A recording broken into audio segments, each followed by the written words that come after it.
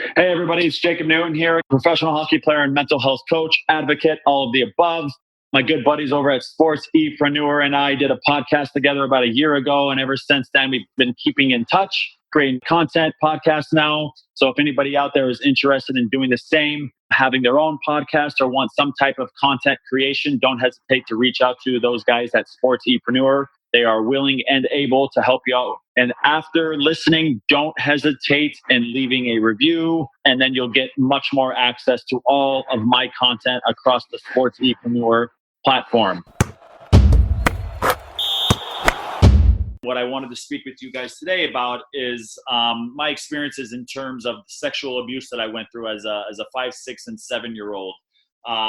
So like I talked maybe on episode number 1, at that time, my mom's brother had passed away, leaving behind his wife and 3 kids, but his wife was not fit to be a single mom. So my parents made the decision to adopt his 3 kids, bringing them into our family. We were already a family of 7.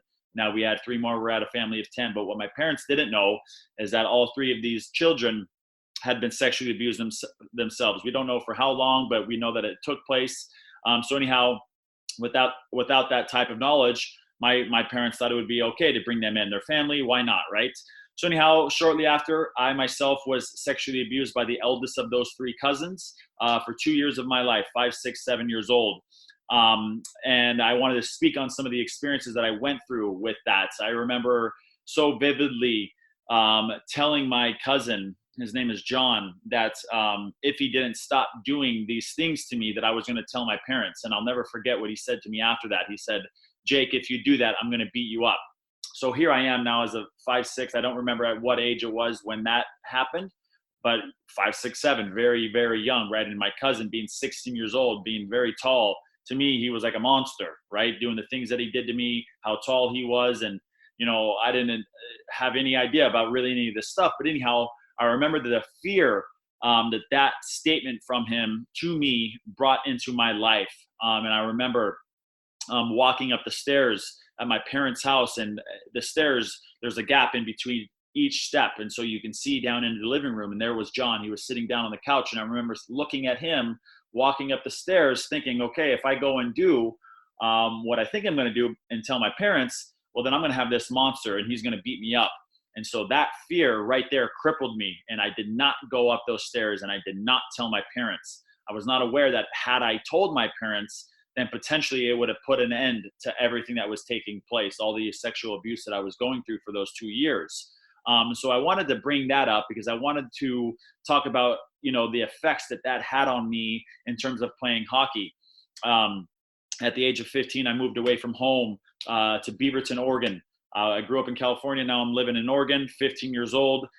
This was at a time in my life when I was experiencing very much depression and some mood swings. And for 1 week every single month for about 8 years of my life, I was depressed. I was highly emotional, highly sensitive, was crying all the time, probably experiencing with some PTSD from the experiences that I had gone through in my life.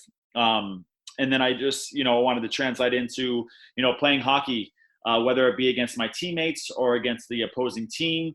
I'm not the most physical player already, but I think back to, getting into scrums, after the whistle blew, getting into scrums in front of the nets. And in hockey, there's a lot of trash talk that goes on.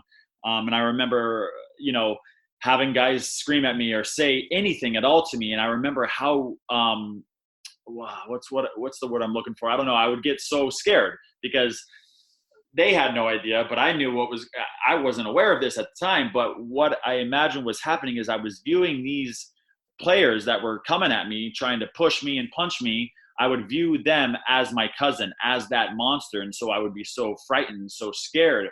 So I probably wasn't able to fully play the game of hockey. It's such a physical, demanding sport. I probably wasn't able to be so myself because I was constantly playing the game from a state of fear. I'm constantly thinking that every single guy on the other team,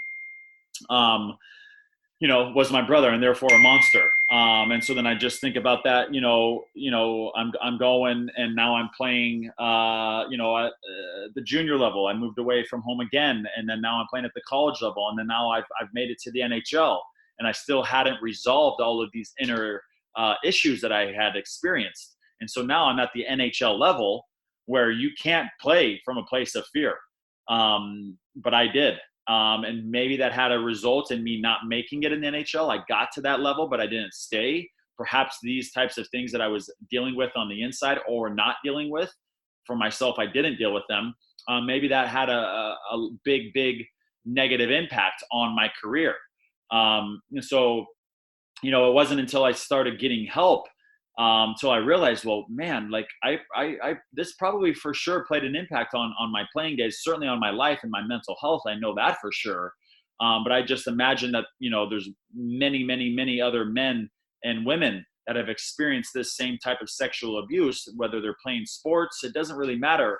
Any type of interactions we get with, we go through with other people in life, in sports or just in life, in the workplace or your spouse or anything like that. If they do something that triggers us on the inside, we're going to most likely go right back to experiencing those same types of emotions that we felt when we were little kids being sexually abused.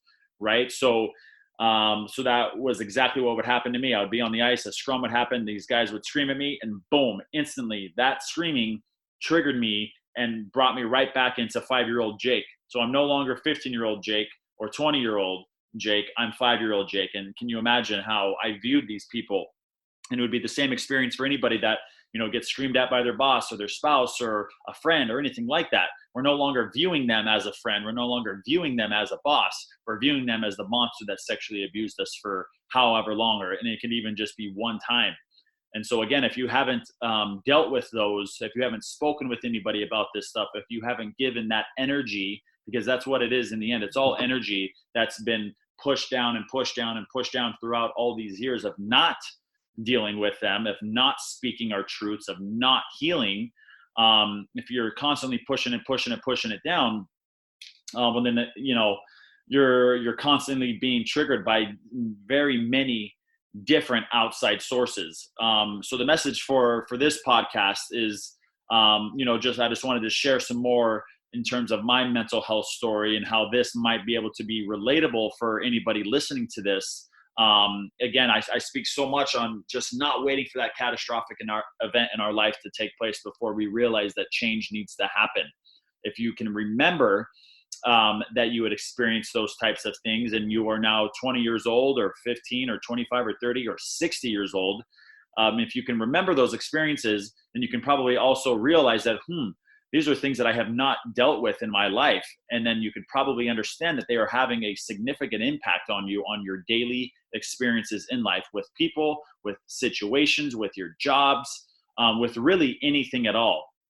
And the issue is that, just like with diets and with working out, we want to, eat the kale and the spinach and the greens and everything one time and get instant results. Or we want to go and work out one day and get the 6-pack abs and the finely toned legs, but it's just not realistic. We all know that in order to get strong and big and whatever the case is, muscular, you have to put in consistent work.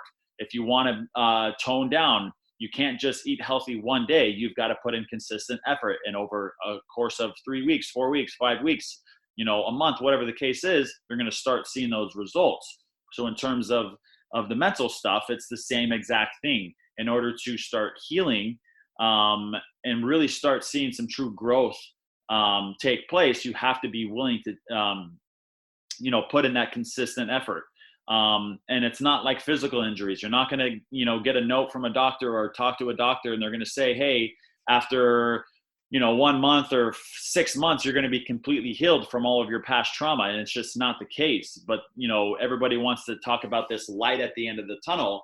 And in terms of mental health, there is no light at the end of the tunnel. The light is in the work. The light is in the consistent dedication to yourself, the consistent discipline for yourself, and understanding that if you don't start healing from this stuff, you're never going to be able to fully live your life to your full potential, because you're going to interact with life every single day, and so many things are going to disturb you. So many things are going to trigger you and trigger that inner experience. And if you're not dealing with it, opposed to suppressing it or numbing it through many different sources, whether it be alcohol, drugs, sex, food, working out, then again, you're not going to be fully living your life and seeing all the natural beauty that is out there. So again, I wanted to share much more about my experiences in terms of sexual abuse. And I hope that this can be something that people can relate to and potentially use to help them down their path of healing.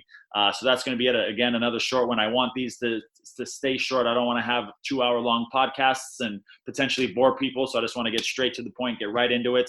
So anyhow, I hope that will help anybody out there listening that's maybe going through some inner stuff and realizing that you're not alone. The only reason why you're alone is because you choose to be alone and you choose not to share your stuff. It's so powerful if we start getting our stuff out there. And if you don't have anybody in your life that you can share things with, don't hesitate to reach out to me on Instagram at jake.newton5. I am always willing and able to answer any and all questions. I answer all my messages from anybody that sends me them. So again, do not be afraid and understand that I am a very happy and loving person, and I love helping people. I've gone down the path for the last 6-7 years of self-healing, healing myself. And now all I want is for everybody to operate from a place of love. And in order to do so, sometimes we just got to get our stuff out there, speak our truths.